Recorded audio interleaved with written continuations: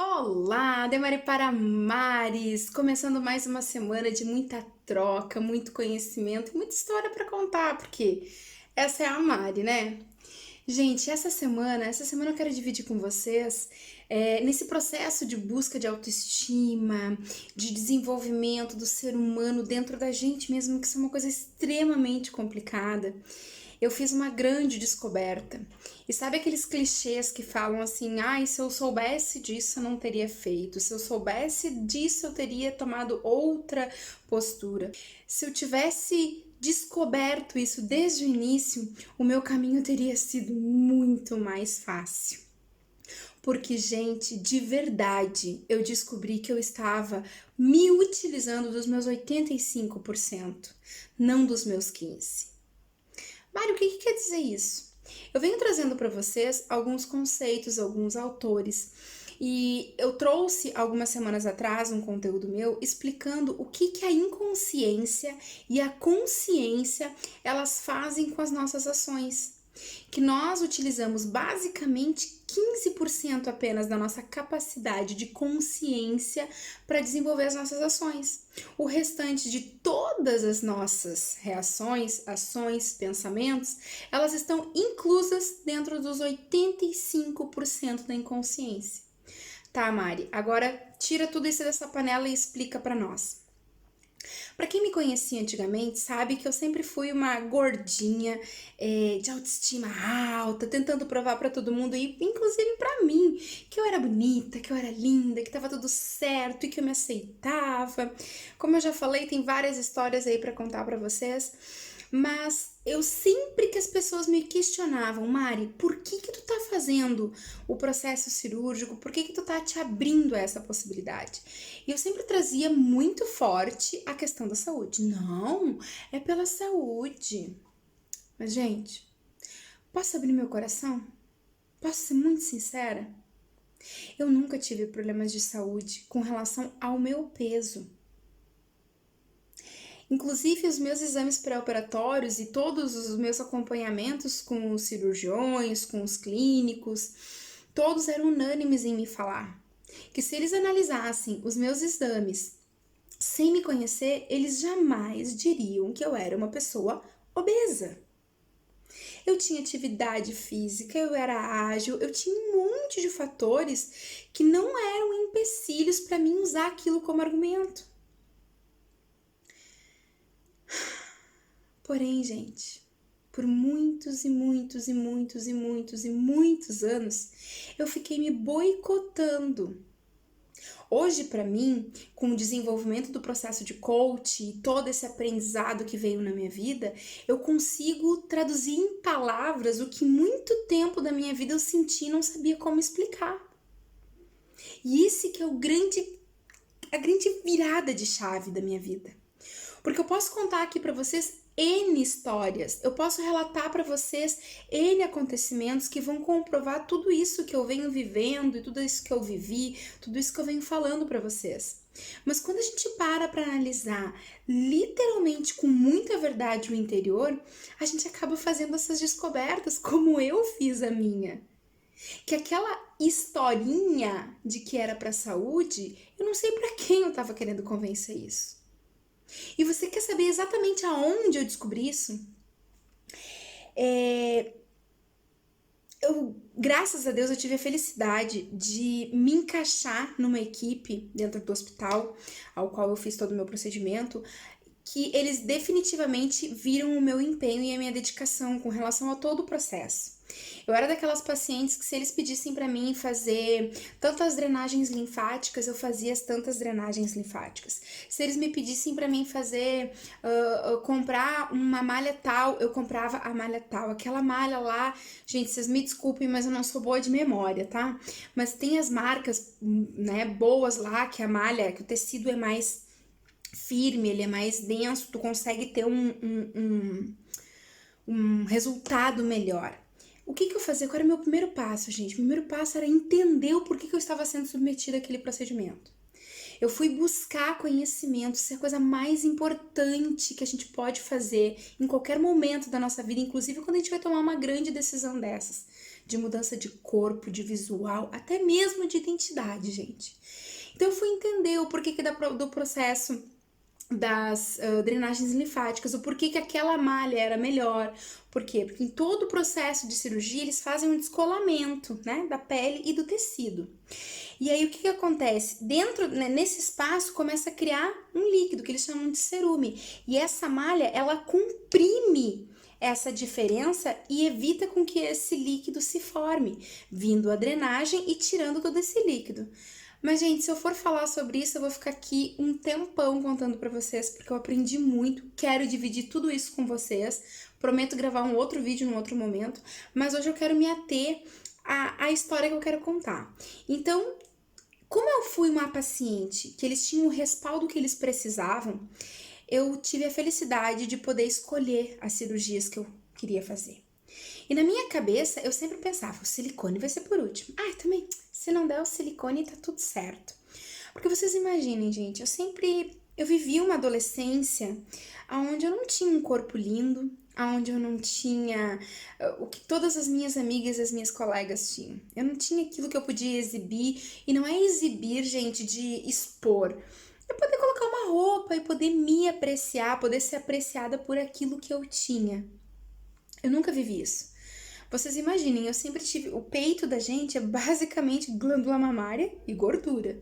Eu perdi gordura, vocês podem imaginar o que virou o meu peito, né? Virou um caos. E eu sempre dizia que eu não me importava com aquilo, que não, podia ser por último. Podia ser por último. Preste bem atenção nessa história, porque você vai conseguir identificar muitas coisas que estão travando a tua vida para que tu possa dar as tuas viradas de chave. E aí foi quando eu decidi, a primeira cirurgia que eu fiz foi a cirurgia abdominoplastia, de novo com uma historinha de que era porque, afinal de contas, estava me dando alergias e aquele acúmulo de peles estava me dando até mau cheiro e tudo mais. E realmente, gente, pesava 155 quilos. Para que vocês possam imaginar, o tecido, a pele, ela não pesa. Eu não tinha gordura. Quando eles chegaram a efetuar a minha cirurgia, eu já estava tão comprometida com o processo, eu já estava tão vidrada em academia. Isso também é uma outra história que eu quero contar para vocês, porque eu fiz grandes descobertas com esse passo do meu tratamento, que eu odiava ir pra academia. E depois eu virei fã de tal forma que eu cheguei a ir pra academia às 6 horas da manhã, num dia super frio. Eu morava perto de Porto Alegre, na região sul. Então, um dia super frio. Mas isso é uma história que eu conto num outro momento. Se vocês deixarem, eu vou ficar aqui falando as minhas histórias pra vocês a perder de vista. Então, quando eles chegaram a me operar, eu não tinha mais gordura. E eles tiraram 4,5 kg de pele. Então, tu consegue imaginar isso em peso, em quantidade, o que saiu de pele? A pele que eu tenho na minha barriga hoje é a pele que eu tinha nas minhas costas. Eu tinha uma barriga cheia de estrias. Eu fiquei sem nenhuma estria, uma ou outra nas laterais aqui assim, mas nada fora do... Para uma pessoa que pesou 155 quilos, é inacreditável. E foi a primeira cirurgia que eu optei em fazer, com o Dr. Ricardo, no Hospital Conceição. E lá fui eu, né, para o grande sonho de todo mundo, imagina, fazer uma lipoaspiração com abdominoplastia pelo SUS, gente, pelo SUS. Beleza, fui pra cirurgia. Me lembro como se fosse hoje, gente, quando eu acordei naquela sala. Tinha uma janela enorme assim na lateral, eu só conseguia ver aquela janela e aqueles enfermeiros. E o Hospital Conceição, eu tenho uma gratidão por eles, porque eu sempre fui muito cuidada e muito bem atendida lá. E enfermeiros não faltavam. Quando tu fazia assim, ó, já tinha alguém na tua volta para saber o que estava acontecendo. Então, quando eu comecei o processo de despertar da anestesia, eu sempre tive, nesse aspecto, eu tinha muito medo de sentir dor. Então, eu acho que eu já coordenava meu cérebro para não sentir dor. Então, quando eu abri o olho, a primeira coisa que eu fazia era ficar imóvel, estática, para pensar, meu Deus, agora eu preciso ver o que tá acontecendo, o que aconteceu, para mim não sentir dor. Era esse o processo que eu me fazia ao acordar de uma cirurgia. E aí eu acordei, tá? Botei a mão, vi que eu tava cheia de banda, né, na minha cintura. E eu já logo chamei a enfermeira para saber o que que eu podia e o que que eu não podia fazer. Porque tudo isso eu ia atrás, gente. Eu sabia que quanto maior quantidade de água tu ingerisse pós-cirurgia, mais xixi tu fazia enquanto tu ainda estava com o dreno, não é dreno, é enquanto tu ainda estava com os equipamentos, então isso fazia com que a anestesia fosse embora logo e tu poderia recuperar, né, as tuas funções logo e ir para casa, que eu sempre queria logo ir para casa. Aí chamei a enfermeira, perguntei até onde eu podia fazer, se eu ainda estava com os equipamentos, se eu podia levantar para fazer xixi. E ela me orientou que eu não poderia tomar muita água em função da cirurgia, mas que eu também poderia ir aos pouquinhos mexendo os meus pés e tudo mais. E ali eu comecei o meu processo. E toda hora eles passavam e eu sempre fui uma paciente que eu nunca pedi medicação, eu não gostava de estar reclamando. Se eu chamava era porque realmente, de fato, eu não estava confortável. E eles passavam ali, eu acho que eles achavam meio estranho, porque isso não é muito normal. A gente que acorda numa sala de recuperação consegue ver as pessoas que estão na nossa volta, a gente consegue ver a sensibilidade que as pessoas têm. E aí, gente, quero que tu imagine comigo o momento, que esse momento foi mágico e hoje eu olho para ele e consigo ter essa visão perfeita, quase que um raio-x da situação. O doutor Ricardo chegou, todo paramentado com aquela roupa de bloco cirúrgico, né? Aquelas toquinhas, tudo certo. A enfermeira tava ali e a enfermeira tava mesmo conversando comigo naquele momento. E quando o doutor Ricardo chegou, ele disse: "Aí, como é que tá essa minha paciente?" Aí a enfermeira olhou pra ele e disse assim: "Nossa, doutor, que nem essa tu pode mandar mais umas 10 para nós, porque ela não incomodou, ela não pediu medicação." Aí ela começou a relatar, e eu faceira, conversando com eles, e ele começou o processo, levantou a minha roupa, que eu tava com aquelas roupas também de bloco cirúrgico, e começou a tirar aquelas bandas. As bandas, elas são, como eles não podem fazer a circunferência toda da pessoa, eles colocam a banda de um lado pro outro, de um lado pro outro. E ali eles foram tirando a banda. Ele foi tirando a banda, foi tirando a banda, foi tirando a banda, foi tirando a banda. Tirou a banda, eu tava com a cinta, porque eles já colocam a cinta no ato da cirurgia, porque depois realmente é muito complicado. Os primeiros dias tu não pode tirar aquela cinta, porque teu corpo tá se adaptando com aquele processo, né? Todo que foi feito ali. Gente, quando ele removeu tudo, e eles conversando, e conversando, e conversando. Quando ele removeu tudo, que eu fiz esse movimento assim, gente, que eu olhei pra baixo. E eu olhei a minha barriga, lisa. Não tinha uma dobra. Não tinha nada. Sabe aquelas barrigas que tu olha assim... Nossa, eu acho que eu não tenho nem como dimensionar, que tu olha numa revista, naquela top model, tu olha... Gente, é a minha barriga. Eu caí num choro, gente. Num choro tão forte que tanto o doutor Ricardo quanto a enfermeira se assustaram. E ele disse: "O que que houve? Tu tá com dor? O que que foi?" Eu só conseguia balançar a cabeça e eu só conseguia fazer com a mão que... E eu acho que naquele momento eles entenderam porque eles deixaram eu cair no meu choro.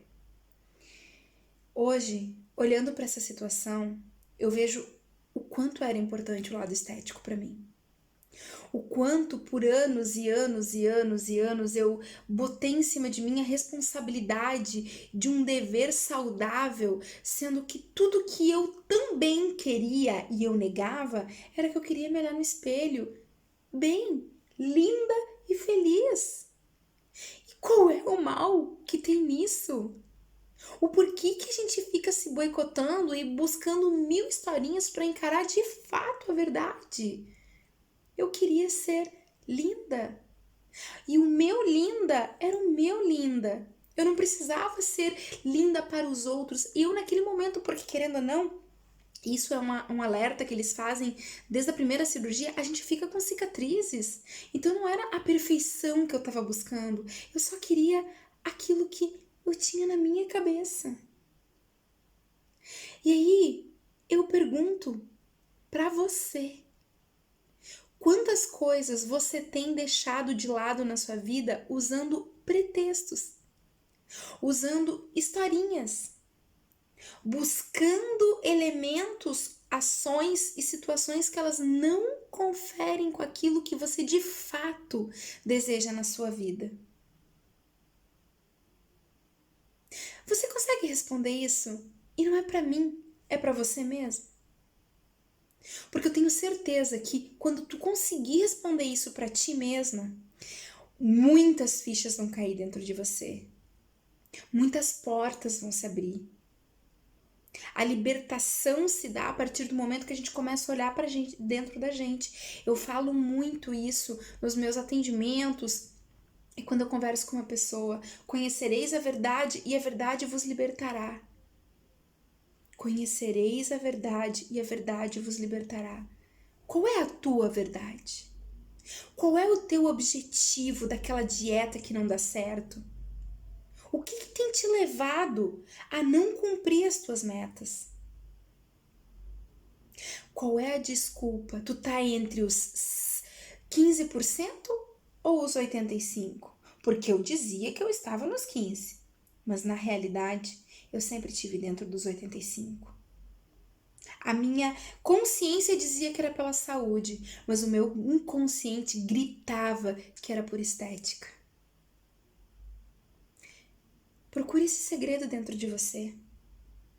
Eu te garanto que ele é libertador e ele faz parte de qualquer processo de autoconhecimento. Autoconhecimento é olhar para si, buscar as suas verdades e agir para resolver elas. Qual é a sua? Verdade. Pense nisso. Um grande beijo e conte comigo nessa jornada.